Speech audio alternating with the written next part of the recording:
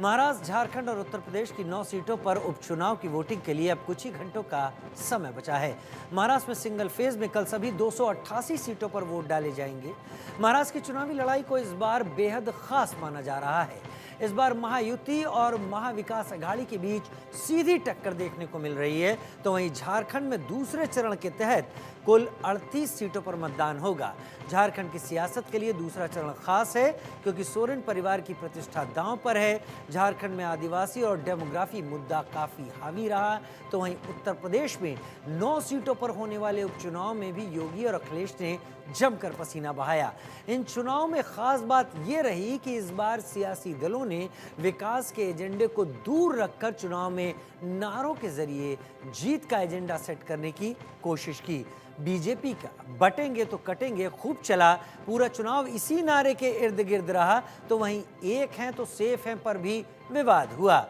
अखिलेश ने जुड़ेंगे तो जीतेंगे कहा, ओवैसी ने कहा 15 मिनट, खड़गे का मुंह में राम बगल में छुरी जैसे नारे इस प्रचार में छाए रहे। तो वहीं महाराष्ट्र चुनाव में मतदान से पहले कैश कांड को लेकर बड़ा बवाल हो गया है। महाराष्ट्र में वोटिंग शुरू होने पर 12 घंटे से कम का वक्त बचा है। वोटिंग से पहले ही एक बड़ा सियासी खेल सामने आ गया। चुनाव से पहले महाराष्ट्र से बड़ी खबर सामने आ गई। बीजेपी के महासचिव विनोद तावड़े पर आरोप लगा कि वो विरार के होटल में लोगों को कैश बांट रहे थे। इसी बीच बहुजन विकास अघाड़ी के नेता हितेंद्र ठाकुर होटल पहुंच गए, जमकर हंगामा किया। हंगामे के बीच पुलिस होटल पहुंची और विनोद तावड़े को मुश्किल से बाहर निकाला। इस दौरान बहुजन अघाड़ी के नेताओं ने तावड़े के साथ धक्का मुक्की भी की। बहुजन अघाड़ी नेताओं ने कई डायरी, एक बैग दिखाया और कहा यह सब तावड़े का है। आरोप लगाया गया कि इसी बैग में रखा कैश तावड़े बांट रहे थे। अपनी डायरी में कैश का हिसाब भी नोट किया। इस पूरे मामले पर बीजेपी ने आरोपों को खारिज करते हुए कहा कि यह हथकंडा मात्र है। महाविकास अघाड़ी हार को भांपकर ऐसे आरोप लगा रही है। चुनाव से पहले महाराष्ट्र से बड़ी खबर सामने आ रही है, जहां पर मुंबई के वसई विरार में जमकर हंगामा हुआ और विनोद तावड़े बीजेपी नेता पर पैसे बांटने का आरोप बहुजन विकास अघाड़ी ने लगाया है। नाला सुपारा में पैसे बांटने का आरोप, बैग में 5 करोड़ रुपए लेकर आए थे तावड़े, ऐसे आरोप बीजेपी के राष्ट्रीय महासचिव पर बहुजन विकास अघाड़ी ने लगाए।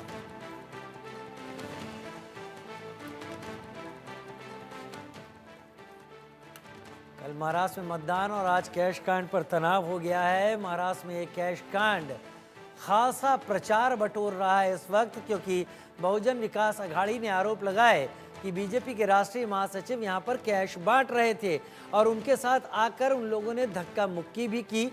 पुलिस को वहां मौके पर बुलाया गया। हालांकि बीजेपी ने साफ साफ कहा है कि ये सब कल के वोटिंग से पहले प्रचार पाने की एक कोशिश है।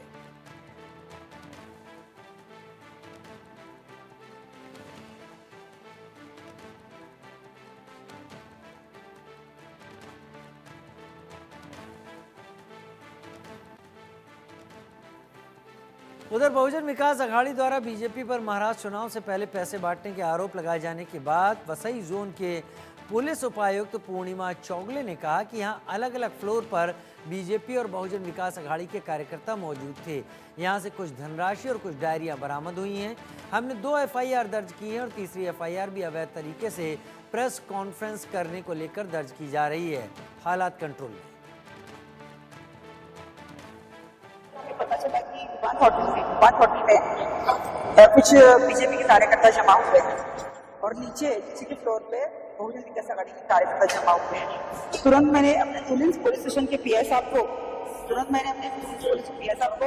यहाँ विद स्टाफ यहाँ भेज दिया। 5 मिनट में वो यहाँ पहुँच गए। उसके बाद 7वें-8वें मिनट में एसीपी आ गए, 10वें मिनट में आ गई। हमारे तुरंत बाद सीआईएसएफ सर भी आ गए। तो यहाँ पे ऊपर के फ्लोर पे बीजेपी के लोग थे और नीचे के फ्लोर पे बहुजन विकास अघाड़ी के लोग थे। कुछ पैसे भी बरामद हुए हैं, कुछ डायरीज मिली है और उसी के तहत हमने तुलिंज पुलिस स्टेशन में 2 एफआईआर लॉन्च की है। उसमें रिप्रेजेंटेटिव पीपल्स रिप्रेजेंटेटिव एक्ट और बीएनएस इसके तहत वो एफआईआर हुई है और 3rd एफआईआर भी हम दाखिल कर रहे हैं। उसमें जो इलीगल प्रेस कॉन्फ्रेंस हुआ उसका भी कॉग्निजेंस लेते हुए हम वो भी एफआईआर कर रहे हैं। उधर कैश बांटने के आरोप पर विनोद तावड़े ने भी सफाई दी है कि मैं अपने कार्यकर्ताओं के साथ मीटिंग कर रहा था। चुनाव आयोग आरोपों की जांच करे। विनोद तावड़े ने साफ कर दिया, सीसीटीवी फुटेज की भी जांच होनी चाहिए, जिससे चीजें साफ हो जाएंगी कि किसने क्या किया है, और इस होटल के सीसीटीवी फुटेज की जांच जरूर होनी चाहिए।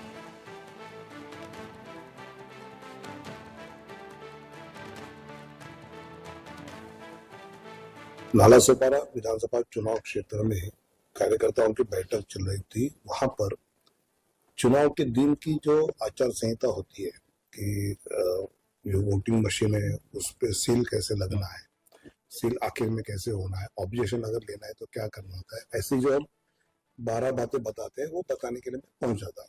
सामने वाले जो पार्टी हमारे मित्र पक्ष है, इतन अप्पा ठाकुर जी है या क्षिति है, उनके कार्यकर्ताओं को लगा के हम पैसे बांट रहे हैं। चुनाव आयोग उसकी इंक्वायरी करे, पुलिस इंक्वायरी करे, सीसीटीवी फुटेज ले ले, तो उसमें वास्तव जो मैं तो 40 साल से पार्टी में हूँ। अप्पा ठाकुर मुझे जानते हैं, क्षिति मुझे जानते हैं, सब पार्टी जानती है, तो जो वास्तव है वो सबको पता है। और फिर भी चुनाव आयोग ने निष्पक्ष इंक्वायरी करनी चाहिए, ऐसा मेरा भी आनंद है। वोटिंग में ज्यादा समय नहीं बचा है। जनता को तय करना है कि महाराष्ट्र में किस पार्टी की तरफ वो झुक रही है। लेकिन इस बीच इस सारे कांड के सामने आने के बाद विनोद तावड़े पर राहुल गांधी ने भी निशाना साध दिया है। मोदी जी 5 करोड़ किसके सेफ से निकले हैं? जनता का पैसा लूटकर किसने भेजा है? राहुल गांधी ने विनोद तावड़े के बहाने प्रधानमंत्री नरेंद्र मोदी पर निशाना साधा है। जानते राहुल गांधी भी हैं कि ऐन मौके पर ये विवाद सामने रखने से वो उतना प्रचार हासिल कर लेंगे जितना प्रचार वो यूं अमूमन हासिल नहीं कर सकते थे, क्योंकि कोड ऑफ कंडक्ट लगा हुआ है। किसी तरीके का कोई प्रचार, कोई बात हो नहीं सकती। लिहाजा इस मौके को कांग्रेस ने बखूबी भुनाने की कोशिश की है।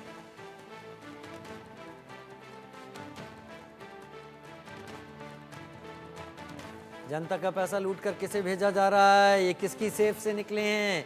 प्रधानमंत्री मोदी के ऊपर निशाना साधते हुए राहुल गांधी ने इस मौके को भुनाने की पूरी कोशिश की है, क्योंकि सभी जानते हैं कि अगले कुछ घंटों बाद महाराष्ट्र में वोटिंग होने वाली है। मेरे सहयोगी आनंद सिंह मुंबई से मेरे साथ ज्यादा जानकारी के साथ लाइव इस वक्त जुड़ गए हैं। आनंद, ये हम सभी जानते हैं कि कोड ऑफ कंडक्ट लगा हुआ है। अब जनता किस तरफ झुकने वाली है, ईवीएम में किसके हक में वोट जाने वाले हैं, अब उसका दिन नजदीक आने वाला है। लेकिन इस बीच में प्रचार का एक बेहतरीन मौका इस विवाद के जरिए कांग्रेस के हाथ तो लग ही गया। जी राजीव, देखिए जिस तरह से आज एक वीडियो वायरल हो गया सोशल मीडिया पे कि जहां पर विनोद तावड़े जो बीजेपी के जनरल सेक्रेटरी हैं, उनको कैसे बीवीए के जो कार्यकर्ता हैं और बीवीए के कैंडिडेट हैं हितेंद्र ठाकुर, उन लोगों ने विवांता होटल में घेर लिया और उन पे आरोप लगाया कि वो वहां पर कार्यकर्ताओं से मीटिंग नहीं कर रहे थे, बाकायदा वो वहां पर पैसे बांट रहे थे। और उन्होंने ये भी बोला कि जिस तरह से पैसे रिकवर किए उसके साथ ही साथ एक डायरी भी मिली है जिसमें किन किन को पैसे दिए जा रहे हैं या किन किन को पैसे देने हैं, उन सबका उसमें नाम और पता लिखा हुआ है। तो साफ तौर पे बैठे बिठाए कांग्रेस को और बाकायदा महाविकास आघाड़ी के सारे पार्टनर्स को ये मुद्दा मिल गया। चूंकि उद्धव ठाकरे जो कि शिवसेना यूबीटी के खुद प्रमुख हैं, उन्होंने भी कहा कि जिस तरह से ये आरोप लगा है इसमें चुनाव आयोग को सख्त से सख्त कार्रवाई करनी चाहिए और दूध का दूध पानी का पानी होना चाहिए, नहीं तो फिर जनता जो है महाराष्ट्र की वो फैसला करेगी चुनाव के दिन। उसी तरह संजय राउत ने भी निशाना साधा कि किस तरीके से जो पैसा मिला, कि किस तरह से महाविकास आघाड़ी के कैंडिडेट जिस तरह से जो आरोप लगाते आ रहे थे करप्शन का महायुति में, तो वो एक कहीं ना कहीं ये सिद्ध हो रहा है। तो वहीं कांग्रेस के जो फॉर्मर प्रेसिडेंट है राहुल गांधी और नेता विपक्ष भी है लोकसभा में, उन्होंने जैसे उन्होंने कल प्रेस कॉन्फ्रेंस की थी मुंबई में और वहां पर वो एक सेफ लेकर आए थे जिसमें उन्होंने बीजेपी पर बड़ा हमला किया था कि किस तरह से महाराष्ट्र की जितनी भी अपॉर्चुनिटीज है वो दूसरों को दी जा रही है, अपने इंडस्ट्रियलिस्ट फ्रेंड्स को दिए जा रहे हैं। तो उसी तरह से उन्होंने फिर से प्रधानमंत्री नरेंद्र मोदी को आज घेरा और उन्होंने कहा कि आखिर जो 5 करोड़ रुपए आए हैं तो ये किसके सेफ से आए हैं और किनको देने थे। तो कहीं ना कहीं चुनाव के ठीक मतलब अगर 12 घंटे पहले आपने सही कहा। और मुझे याद है कि आपने अजीत पवार से सवाल भी पूछा था कि जो इंडस्ट्रीज जा रही हैं, बाकी चीजें, उस पर अजीत पवार ने जवाब भी दिए थे। लेकिन बैठे बिठाए मुद्दा हाथ लगना, यानी बाँछें खिल जाना विपक्ष की। मेरे साथ हमारे editorial director Alok Mehta sir भी इस वक्त जुड़ गए हैं। आलोक मेहता सर, वोटिंग होने में अब शुरू होने में ज्यादा समय नहीं बचा है। कोड ऑफ कंडक्ट लगा हुआ है, प्रचार किसी तरीके का हो नहीं सकता। जनता से भले जाके उम्मीदवार मिल ले, इससे पहले ये एक ऐसा मुद्दा हाथ लग गया विपक्ष के जिसमें उसने इस विवाद की आड़ में वो प्रचार भी कर लिया जो शायद वो नियमों के तहत नहीं कर पाते। लेकिन आपको क्या नजर आता है इस पूरी घटना और तस्वीरों के पीछे? विनोद तावड़े का अपना बयान है, विपक्ष का अपना बयान है। राजीव जी, आप बहुत अनुभवी पत्रकार हैं, वर्षों से आप बाकायदा टीवी पर काम कर रहे हैं, बाहर भी जाते हैं। ये कोई ऐसा बड़ा भारी इसका जनता पर असर नहीं पड़ता है। चुनाव में खर्च मैंने कहने को जितना भी राहुल गांधी जी जितना डिक्लेयर करते हैं, यदि कोई हिसाब उस हिसाब से लगाए तो डिक्लेयर कुछ किया जाता है, खर्च कितना ज्यादा होता है। जहां तक इस घटना की बात है, सबसे अच्छी बात यह है कि विनोद तावड़े जी ने खुद कह दिया कि भाई आप जांच कर लीजिए। हमारे आपके बहस करने से अच्छा। दूसरा सबसे दुर्भाग्यपूर्ण है, प्रतिपक्ष के नेता है, पार्टी के अध्यक्ष रहे हैं, वो अब भावी प्रधानमंत्री बनना चाहते हैं, वो सीधे सीधे 5 करोड़ कह रहे हैं। भाई यदि 9 लाख रुपया मिला भी है, एक होटल में यदि 5 नेताओं के यदि कमरे बुक है जो वहां पर पर्यवेक्षक के रूप में है या अपनी पार्टी के लिए ही काम करने के लिए अपने पैसों से भी गए हैं, वहां 9 लाख रुपया मुंबई जैसे महानगर में किराया कितना होता है होटल का, शायद राहुल गांधी जी को देना नहीं पड़ता, इसलिए पता नहीं चलता। मुझे लगता है कि ये बड़े हास्यास्पद ऐसे तरीके हैं जो आपने सवाल किया। हाँ, मूलतः मेरा यही कहना है, जनता समझती है और हो सकता है वर्कर्स को लगता है भाई मुझे और हमने काम किया है, हमें भी पैसा दिया जाए। वो जमाना चला गया जब केवल सत्तू और चना खा करके काम करते थे। लोगों को लगता है कि मुंबई शहर में यदि हम दौड़ रहे हैं, कहीं साइकिल तो अब चल नहीं सकती, उस हिसाब से जा रहे हैं, कोई टेम्पो से जाएगा, कोई कार से जाएगा, कोई जीप से जाएगा, या नहीं अपना खाने के लिए उसका खर्च होगा। यदि हो सकता है कि उसके लिए वो ज्यादा उत्तेजित हो गए हों, क्या हुआ हम आपको जांच का विषय है, हम तो केवल अंदाज लगा सकते हैं। लेकिन मैं कहूंगा कि इसका सबसे ज्यादा जो राहुल गांधी जैसे नेता भाई हर्षद मेहता कांड भूल गए। वो जब कहा कि प्रधानमंत्री कार्यालय में ही मतलब घर में उनको तो इतने करोड़ रुपए दे आया। अब ऐसा आप कुछ कह दीजिए, कहिए कि साहब हम तो चैनल वालों को बार बार अडानी पटानी मतलब जितने नाम ले देते हैं, अंबानी अडानी बोलते थे, अब कहीं अडानी ज्यादा बोल देते। भाई जनता के ही शेयर पैसा उनमें इसलिए ज्यादा लग रहा है।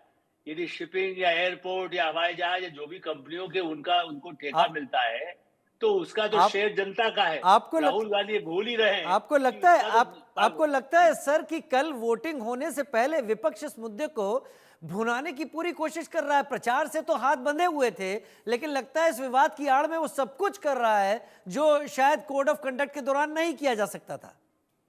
नहीं, वो कर रहा है। मैं तो कोड ऑफ कंडक्ट के नाते पैसा खर्च हो रहा है या जो दिखाया गया, कुछ वीडियो आए हैं, विवादास्पद है, जांच होगी।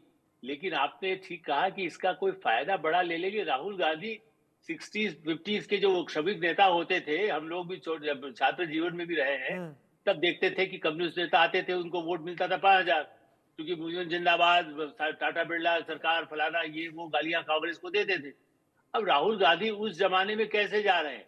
आधुनिक माने कंप्यूटरीकरण के जनक यदि भारत में राजीव गांधी के पुत्र यदि आज उस बाबा आदम के जमाने के तर्क लेकर के लड़ाई लड़ना चाहते हैं, मैंने आपको कहा इसका जवाब, जनता चाहती है कि बड़े उद्योगपति आए, वो कुछ काम करें, हमें भी रोजगार मिले, हमारा शेयर ऊंचा जाए। जी, शेयर मार्केट डाउन होने का असर हो रहा है खराब। जी। तो राहुल गांधी ये भूल जाते हैं कि जितना वो कहेंगे पूंजीपतियों का नाम, उससे ज्यादा उनका वोट कम होता जाता है।